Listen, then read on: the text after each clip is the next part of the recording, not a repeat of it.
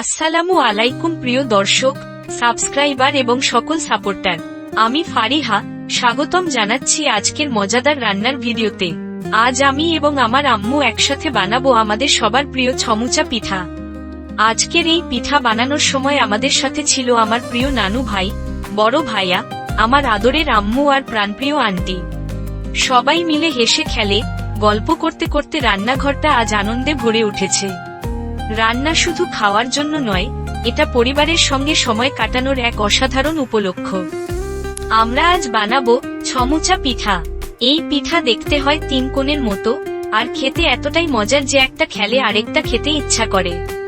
বাইরে হালকা ক্রিস্পি আর ভেতরে ঝাল মশলাদার ফিলিং। শীতকাল হোক বা বর্ষাকাল, এই পিঠা সবসময়ই হিট। ছমুচা পিঠা বানাতে লাগবে খুবই সাধারণ কিছু উপকরণ।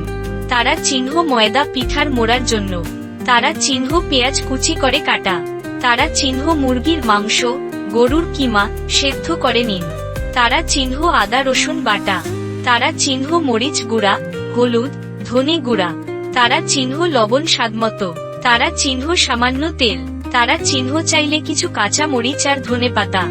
প্রথমে ময়দায় একটু লবণ ও তেল মিশিয়ে পানি দিয়ে নরম খামির বানিয়ে রাখুন। এবার ফিলিংয়ের জন্য গরম তেলে দিন পেঁয়াজ, তারপর দিন আদা রসুন বাটা, মাংস, মশলা ও লবণ। ভালো করে কষিয়ে ফেলুন এবং শেষে ধনেপাতা ছিটিয়ে দিন। এখন খামির থেকে ছোট ছোট লুচির মতো রুটি বানিয়ে মাঝখানে ফিলিং দিয়ে তিন কোণে ভাঁজ করে ছমুচার আকার দিন। তেল গরম করে ডুবো তেলে ভেজে নিন যতক্ষণ না সোনালী রং আসে। পিঠা ভাজার পর প্রথম এক কামড় খেয়েই নানু ভাই বললেন, এইটা তো একদম হোটেলের থেকেও ভালো।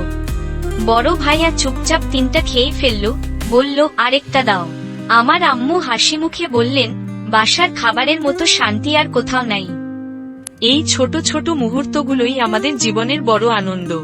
বন্ধুরা, ঘরের খাবার, পরিবারের হাসি আর নিজের হাতে রান্না, এগুলোই আসলে সুখের আসল চাবিকাঠি।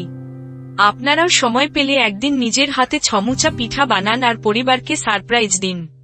ভিডিওটি ভালো লাগলে লাইক দিন, শেয়ার করুন এবং চ্যানেলটি সাবস্ক্রাইব করতে ভুলবেন না। পরের ভিডিওতে দেখা হবে ইনশাআল্লাহ। আসসালামু আলাইকুম ওয়া রাহমাতুল্লাহ।